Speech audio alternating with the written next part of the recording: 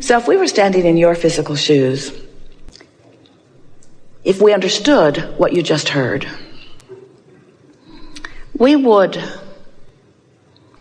set an intention, a singular intention, be the only thing that we would put on our things to do today list. I'm going to feel as good as I can feel, as much as I can feel it, as long as I can feel it. Which means we would not be facing a lot of the reality. We wouldn't watch cable news because there's nothing there that resonates with who you are and what you really want. Oh, it's informative, reaches all around the world, and a lot of people feel that they need to be informed of what they do not want in order to protect themselves from it. And we acknowledge that it is helpful to know what you don't want so that you can know what you do want. But you get way carried away with the knowing what you don't want part of the equation. So we try to simplify it for you by saying, you were source energy before you came into this physical body, and a part of you came into this physical body, and this part of you came in. We're talking fast because we know you've heard it many times.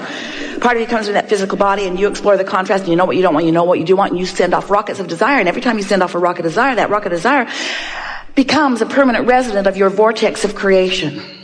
And the source within you becomes vibrationally aligned with that new leading edge desire that you have ferreted out from the contrast that you have so decidedly chosen to live when you made the decision to come into this physical body. So you've launched a rocket of desire, but you've done more than that. From your physical format, you have caused the larger part of you to expand, and the larger part of you, that inner being part of you that was you before you were you in your physical body, that still is you even though you are in this physical body, this non-physical counterpart, this inner being, this source part of you has evolved because of what you've just lived. And as that part of you has evolved because of what you've just lived, now you have a choice of whether to keep up with that evolution or not. And that's what your emotions are. The better you keep up with the expansion that you have carved out of this life experience, the better you feel.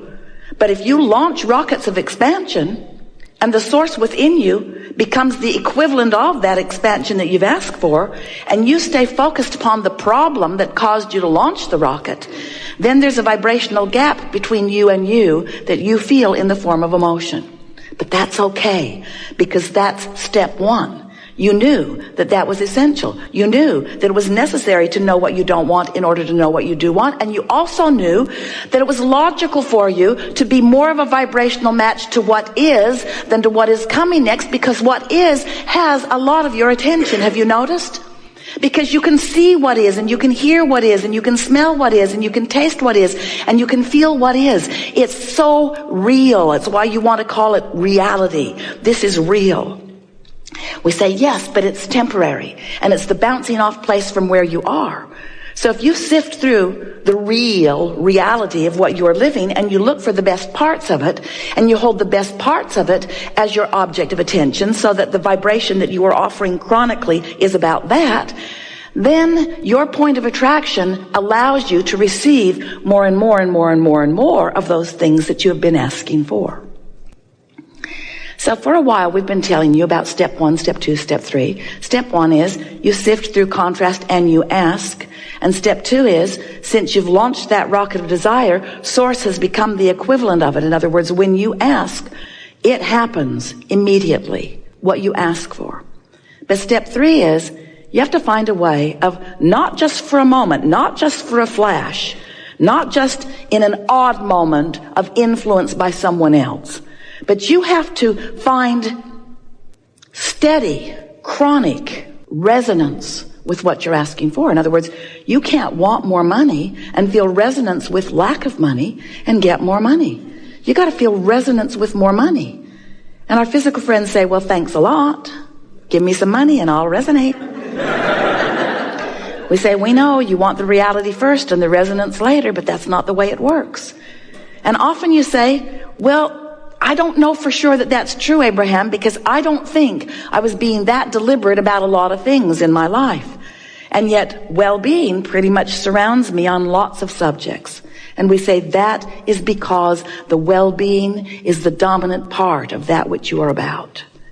It's natural for well-being to follow you. You had a lot of well-being resonance going before you even made your entrance into this physical body. That carries you, it does.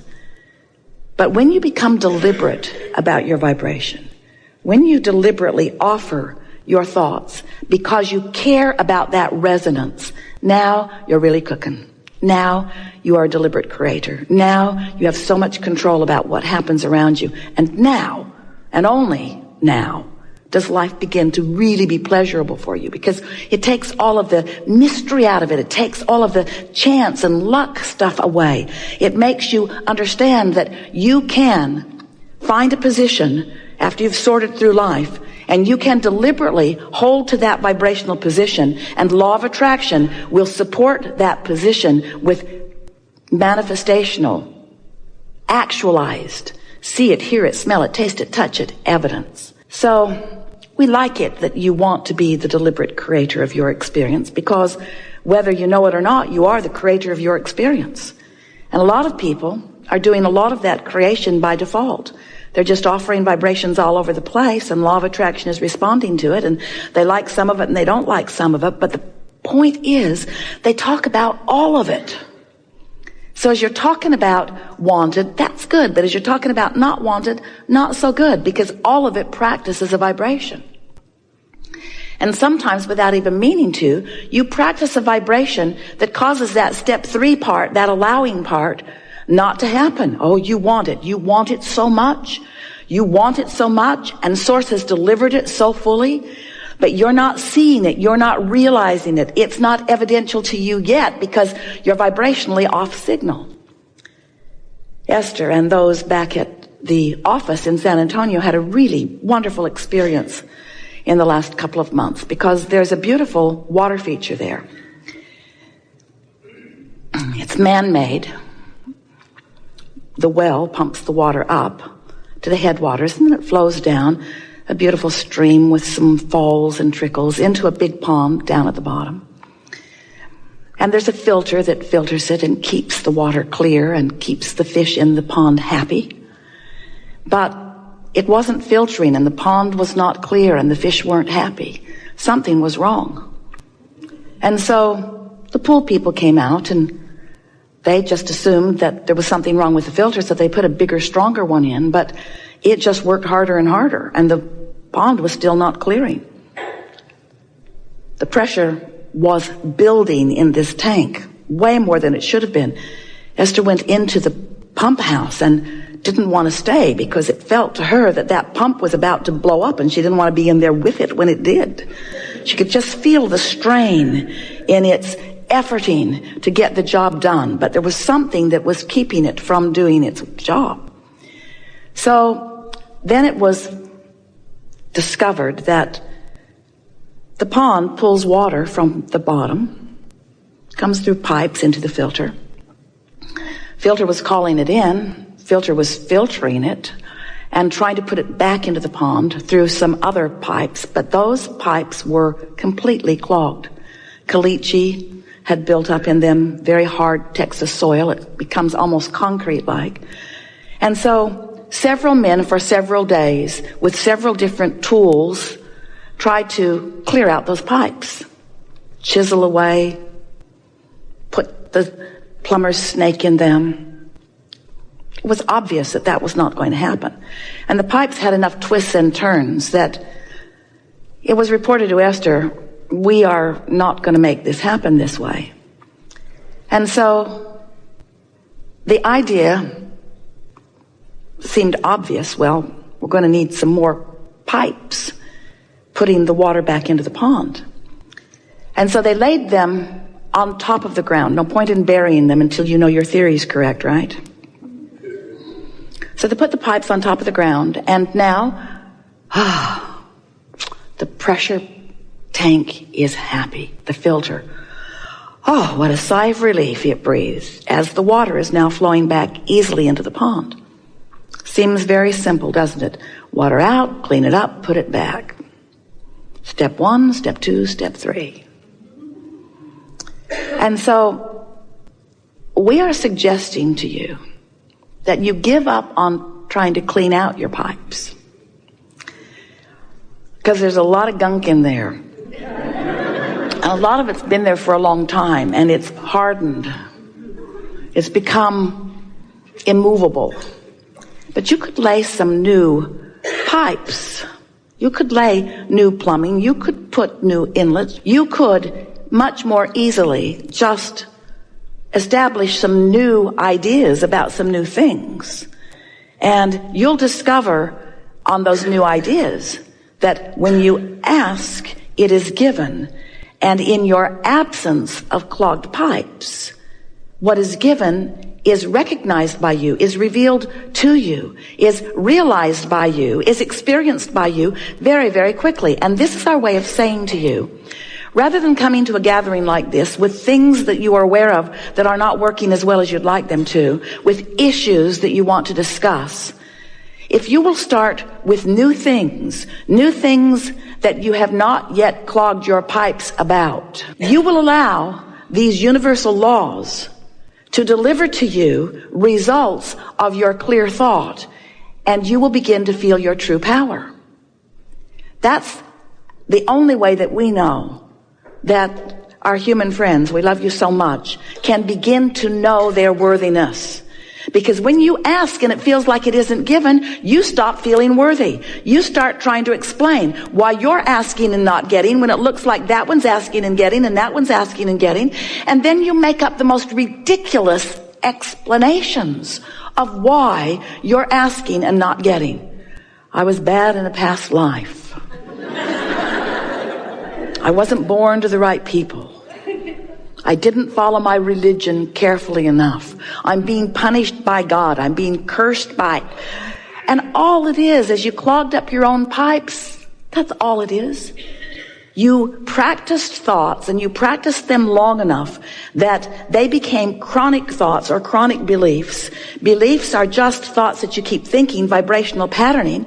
So when you say, I want that, you also say, but it's not likely. I want that, but it won't come. I want that, but I've never had it. I want that, but I hardly know anybody that has it. I want that, but the government's in the way. I want that, but my mate's in the way. I want that, but my kids are in the way. I want that, but I don't know what to do. I want that, but I'm lost. I want that, but I'm tired. I want that. So you just keep clogging your pipes, not even knowing you're doing it, because after all, you're telling the truth. You're facing reality. But it's true. But it's true, Esther would say to us. Abraham, but it's true. And we would say to her again and again, we know there are a lot of things that are true. And if you're using the truth of it as your criteria to give it your attention, you're clogging your pipes with all kinds of truths that are preventing you from the truths that you want to live. It's just a matter of what you're giving your attention to. It's all about the amount of airtime that you're giving to whatever you're giving your attention to. So when you want something and you talk about why you want it, or how it might feel when it comes, or how you believe that it could come even though it isn't here yet, that's not pipe clogging. That's laying new avenues for what you want to flow to you. But when you explain why you think things aren't working out for you, every word you speak puts a little more caliche in your pipe. And we don't care where you live. Puts a little bit more of that obstacle in your way. So we like that analogy. Like all analogies, there is no perfect analogy. But we want you to realize that you are the creator of your own reality, and that you get to choose what you are giving your attention to. And the more choices you make that feel good when you make them, the clearer your flow. And the more easy it is for you to be in the vibrational place to feel the inspiration so that what you want can begin to flow into your experience. You know how it works? That you ask, and it becomes a vibrational reality first. Our physical friends say, well, that's not very exciting to me. I don't want a vibrational reality. I want a real reality. I want one that I can experience with my physical senses and that others can observe as they look at me. And we say, well, then what you've got to do is figure out what you're doing with your point of attraction, because you put it into the vortex, and the vortex has been gathering all of the cooperative components for everything that you want, and is delivering it back to you.